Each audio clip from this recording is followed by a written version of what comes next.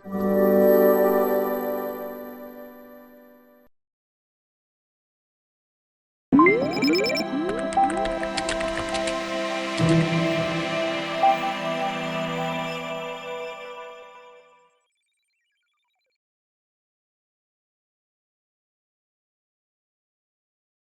warahmatullahi wabarakatuh.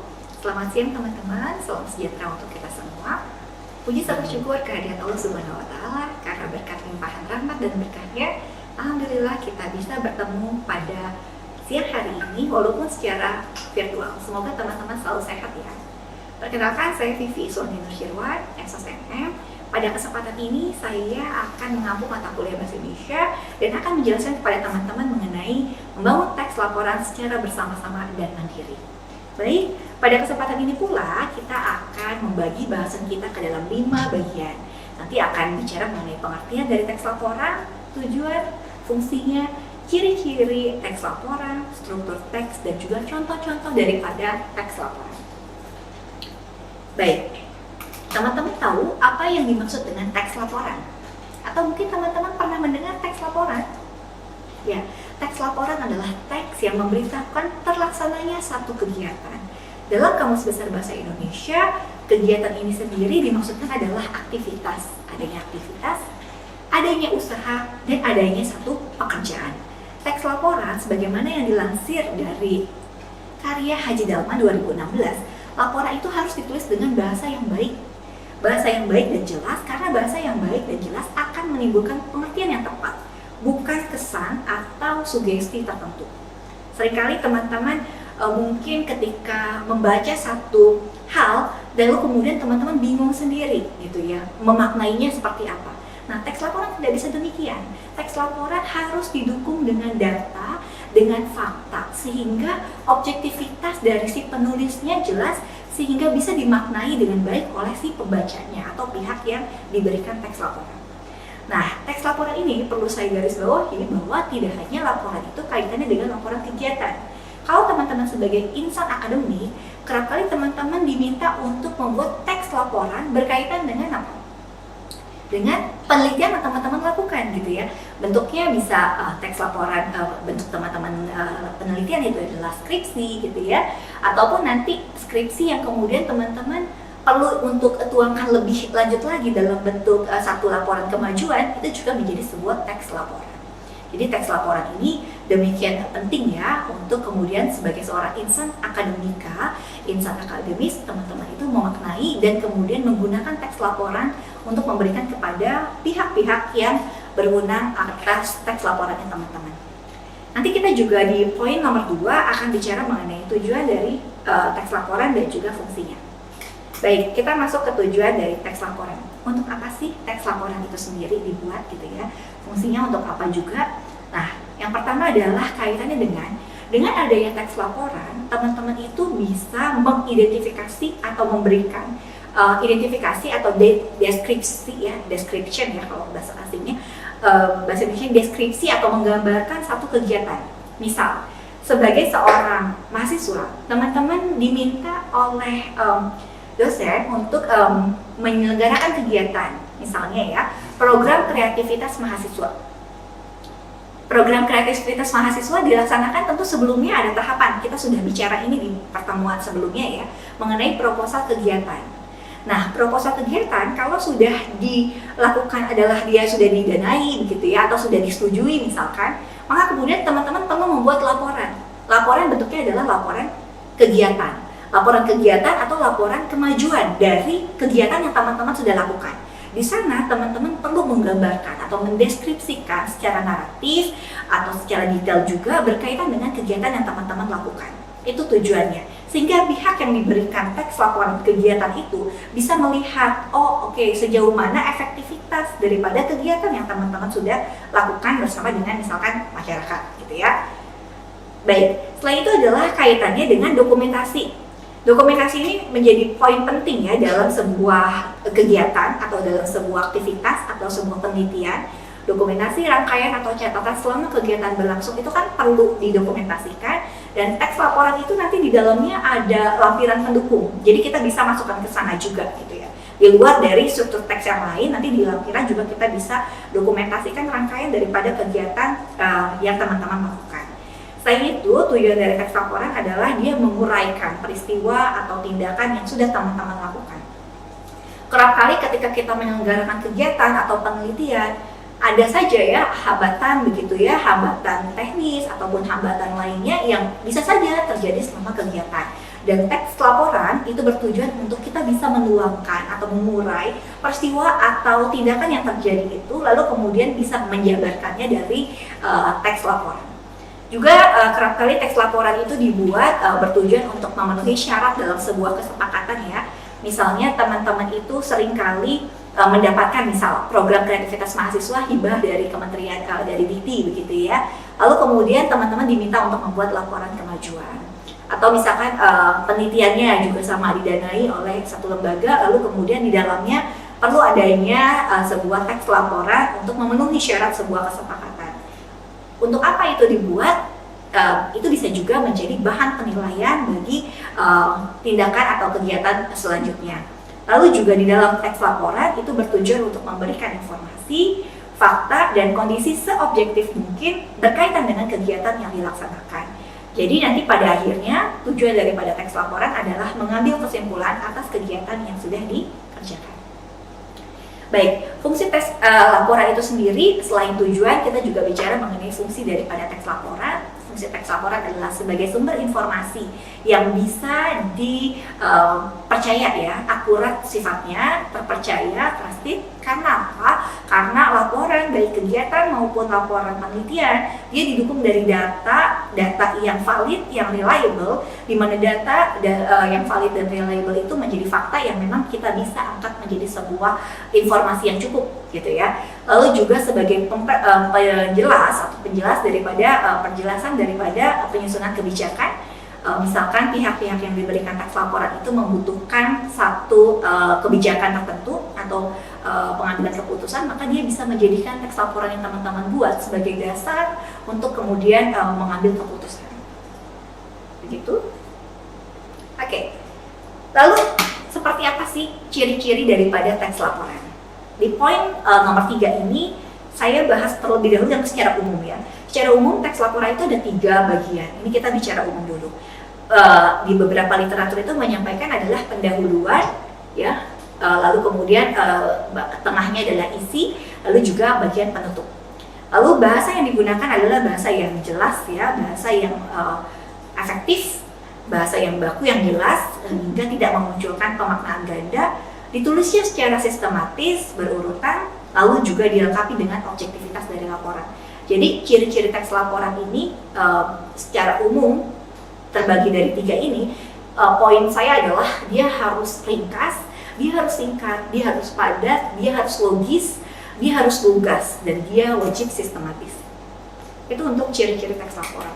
Sekarang kita masuk ke dalam struktur teks daripada laporan kegiatan, dan juga nanti kita akan masuk kepada struktur teks laporan penelitian.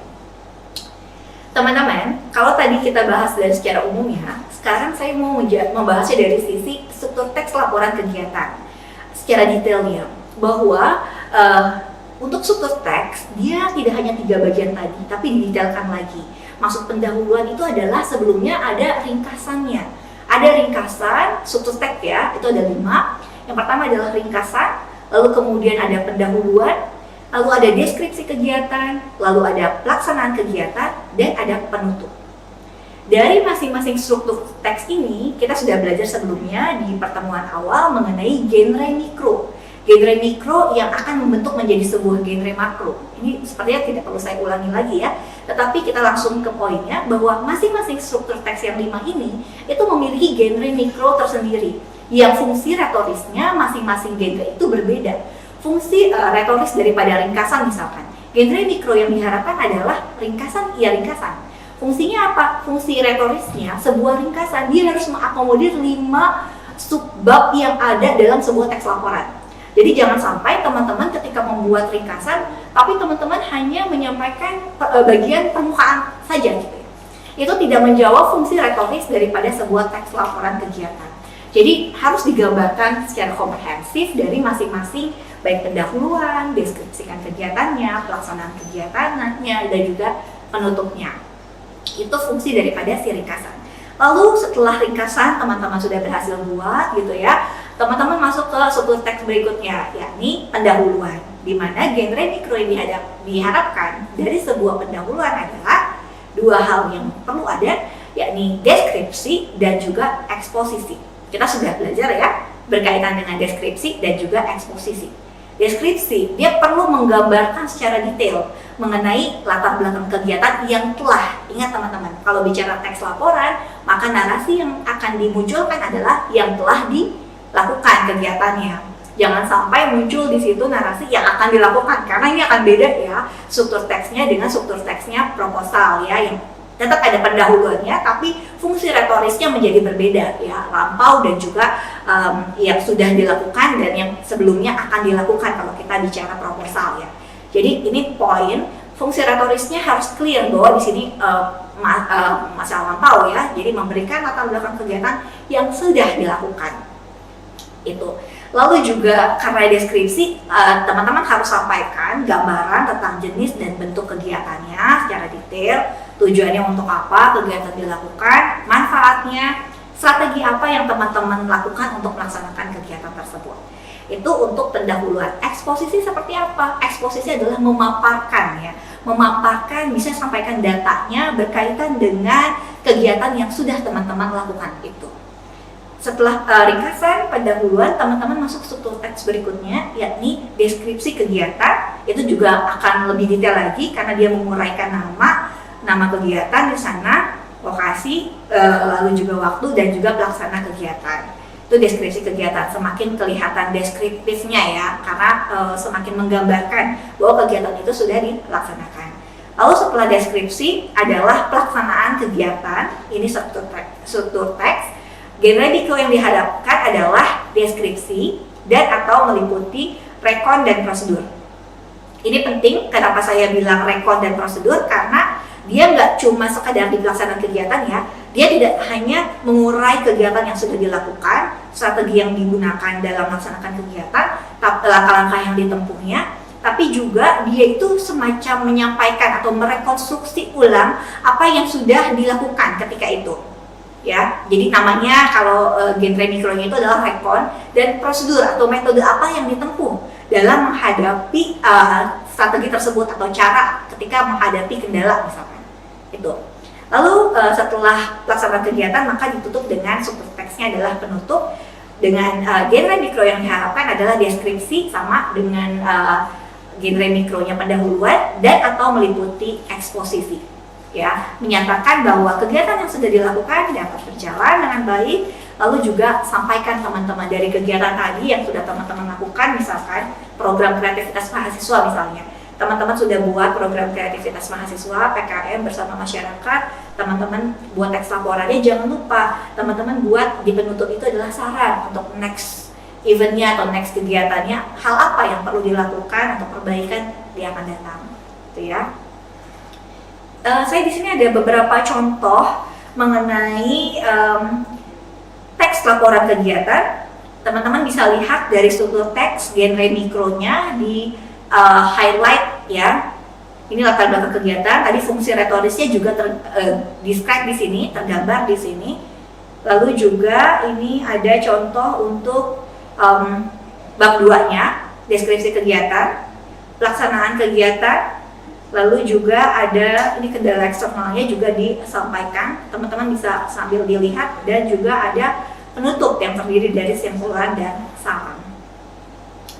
Baik, kita masuk ke struktur teks laporan penelitian teman-teman. Tidak ubahnya dengan teks laporan kegiatan. Teks laporan penelitian memiliki struktur teks tersendiri ya, yang itu perlu ada dan teman-teman ketahui gitu ya kaidahnya, karena ketika kita bicara teks laporan tadi ada ciri-cirinya ya, dia itu harus yang ringkas, harus yang sistematis, harus yang padat gitu ya, logis, lugas, dan baku. Begitu pula dengan teks laporan penelitian apalagi ya, itu ada struktur teks khususnya. Kalau di teks laporan kegiatan dia berupa adalah ringkasan, kalau di laporan penelitian itu namanya teman-teman sudah sering baca, yaitu abstrak. Betul sekali, struktur teksnya berupa abstrak. Genre mikro yang diharapkan apa dari sebuah abstrak? Genre mikro yang diharapkan abstrak adalah ya abstrak. Apa itu abstrak? Biasanya abstrak itu adalah semacam tadi, ringkasan tadi ya kalau di kegiatan. Tapi abstrak dalam laporan penelitian itu jauh lebih padat ya, karena dia hampir sama sebetulnya tapi padat sekali. Dia itu menjelaskan keseluruhan daripada isi penelitian yang dilaporkan. Baik dari sisi ada permasalahan apa, tujuan penelitiannya apa, lalu juga gimana caranya untuk menyelesaikan permasalahan tersebut, strateginya, metode yang dilakukan apa, tekniknya seperti apa, findingnya atau temuannya seperti apa, hasil penelitiannya seperti apa, pembahasannya seperti apa, itu tertuang di dalam sebuah abstrak. Dan juga ada simpulan, implikasi, misalkan beberapa ya, ada simpulan, implikasi, dan juga saran. Itu poin ya, jangan sampai abstrak yang teman-teman buat itu tidak menggambarkan secara holistik daripada laporan penelitiannya teman-teman, atau teman-teman salah gitu dalam membuat teks laporan penelitian, tidak menggunakan genre mikro yang relevan dengan struktur teks yang diharapkan. Oke, setelah teman-teman membuat sebuah abstrak, teman-teman sama seperti teks laporan kegiatan, teman-teman buat yang namanya pendahuluan. Sama juga, genre mikro yang diharapkan dari sebuah pendahuluan adalah deskripsi dan eksposisi. Ketika kita bicara deskripsi, maka kita akan semakin menggambarkan ya daripada latar belakang penelitian itu, kenapa urgensinya apa dilakukan gitu ya. Lalu juga permasalahan yang diteliti itu apa, lalu juga gambaran tentang tujuannya penelitian itu dilakukan apa, pentingnya masalah itu apa, lalu juga metode atau teknik yang digunakan untuk mencapai permasalahan tersebut seperti apa. Dan juga sampaikan jangan lupa struktur teks itu ada genre mikro di dalamnya. Selain deskripsi adalah eksposisi. Maka teman-teman sampaikan datanya, tabel-tabel pendukungnya ya, yang memperkuat argumen atau yang menambah hasanah berpikirnya pembaca dari laporan penelitian teman-teman, itu disampaikan di sana karena memang itu adalah ruangnya untuk menyampaikan secara eksposisi daripada teks laporan penelitian teman-teman. Baik, nah kalau di kegiatan tidak ada yang namanya landasan teori tentunya ya, dan juga tinjauan pustaka. Di teks laporan penelitian itu ada dan perlu ada ya. Genre mikro yang diharapkan dari teks laporan penelitian untuk landasan teori dan juga tinjauan pustaka adalah review. Fungsi review itu apa sih? Kenapa kita bilangnya review? Kenapa kita tidak menyampaikannya deskripsi misalnya atau eksposisi? Kenapa review? Berbeda nih dengan pendahuluan. Karena fungsi daripada review ini dia adalah dia menyajikan ulasan tentang teori dasar pemikiran yang digunakan untuk memecahkan permasalahan-permasalahan penelitian dari penelitian-penelitian sebelumnya, dan juga pembedanya dengan pembandingan dengan penelitian teman-teman tuh apa. Jadi tidak hanya mengambil dari punya orang lain begitu, lalu kemudian teman-teman masukkan sebagai landasan teorinya teman-teman, itu tidak. Tapi di sana ada peran kita sebagai penulis atau peneliti adalah sebagai reviewer gitu ya, dari konteksnya laporan yang ada atau teori yang ada gitu. Jadi kita tidak hanya mengambil begitu saja, tapi kita mereview. Itu sebabnya genre mikro yang diharapkan adalah review ya, bukan deskripsi ambil lalu kemudian tanpa review. Kita perlu mensintesiskan ya jalan pikiran kita sebagai seorang peneliti ya ketika membuat teks laporan penelitian untuk kemudian kita tuangkan dalam sebuah landasan teori. Jadi ada argumentasi kita juga di sana yang itu tentunya relevan atau sesuai dengan cara kita untuk memecahkan permasalahan penelitian. Karena ketika bicara teks laporan penelitian kan tentu ada masalah di sana ya. Ketika ada masalah, maka kita sebagai peneliti tertarik untuk melakukan penelitian. Lalu teorinya apa? Maka kita harus banyak baca literatur. Dari banyak baca literatur, tidak hanya mengambil literatur tersebut lalu kemudian menuangkan dalam tulisan kita, tapi kita mensintesiskan lagi beberapa teori yang sudah baca, kita review lagi, dan review itu yang kita ambil adalah yang relevan untuk memecahkan permasalahan penelitian kita. Begitu. Lalu setelah landasan teori dan tinjauan pustaka, ada yang namanya tahapan berikutnya adalah metodologi penelitian ya, biasanya di bab 3 ya. Oke, metodologi penelitian genre mikro yang diharapkan adalah deskripsi ya, sama kayak pendahuluan, tapi dia lebih kepada ada laporan, ada rekon, dan juga ada prosedur.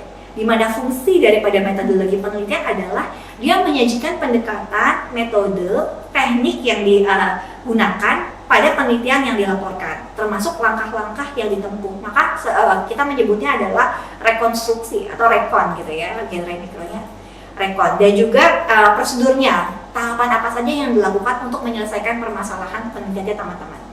Setelah metodologi penelitian, maka saatnya teman-teman itu biasanya di bab 4 itu masuk ke dalam hasil penelitian dan pembahasan. Di sana genre mikro yang diharapkan adalah deskripsi dan atau laporan, diskusi, dan juga eksplanasi. Lebih ini lagi ya, lebih mendalam lagi karena di dalamnya ada explain, eksplanasi ya, kita menyampaikan, menjelaskan, lalu juga kita selain kita melaporkan juga dalam hal genre mikronya ada juga poin mengenai diskusi. Jadi kita menyajikan pendekatan, metode, teknik, tapi tidak hanya melaporkan begitu saja, tapi kita juga membahas hasil yang diperoleh itu dikaitkan dengan teori dan juga penelitian sebelumnya. Kan yang sebelumnya kita ada di bab 2 ya, di landasan teori dan tinjauan pustaka, kita sudah menyampaikan teori-teori yang ada. Di hasil penelitian dan pembahasan, teman-teman tidak hanya menyampaikan metode saja, tapi juga teman-teman itu membahas, mengeksplanasikan, mendiskusikan dengan teori yang ada, korelasinya seperti apa, lalu kemudian penjelasannya atau argumentasinya peneliti itu seperti apa berkaitan dengan hasil yang sudah ada. Lalu juga yang bab 5 adalah penutup, di mana genre mikro yang diharapkan adalah deskripsi dan juga eksposisi. Di dalamnya adalah simpulan berkaitan dengan hasil penelitian teman-teman, implikasi hasil penelitiannya seperti apa, dan juga saran untuk penelitiannya teman-teman. Di video kali ini saya sudah memberikan contoh beberapa abstrak, lalu juga pendahuluan dan subtus teks lainnya berkaitan dengan teks laporan penelitian. Teman-teman bisa dilihat di sini jelas yang menjadi permasalahannya apa, lalu juga temuannya seperti apa, metodologinya seperti apa, simpulan dan sarannya seperti apa. Oke, ya ini bagian pendahuluannya, teman-teman bisa lihat ya, lebih kepada deskripsi dan juga lebih kepada eksposisi. Teori lebih kepada review beberapa konsep teori yang ada, dan juga jangan lupa hasil penelitian yang relevan dengan penelitiannya teman-teman. Atau kalau misalkan hasil penelitiannya tidak relevan, tidak masalah, tapi disampaikan argumentasinya. Ya, ini adalah bab 3-nya ya, bab 3, bab 2, lalu juga bab 3 metodologi tadi sudah diurai. Ini bab 4 hasil penelitian dan pembahasan. Lalu ini adalah bab penutupnya, simpulan dan saran, atau simpulan, implikasi, dan saran kurang lebih seperti itu. Baik, demikian untuk video kita pada siang hari ini berkaitan dengan membangun teks laporan secara bersama-sama dan mandiri. Besar harapan saya teman-teman bisa memaknai dari kelima penjelasan saya berkaitan dengan pengertian, tujuan, fungsi, ciri-ciri struktur teks, dan juga contoh-contoh teks laporan. Semoga ada manfaatnya teman-teman. Terima kasih. Wabillahi taufiq wal hidayah. Wassalamualaikum warahmatullahi wabarakatuh.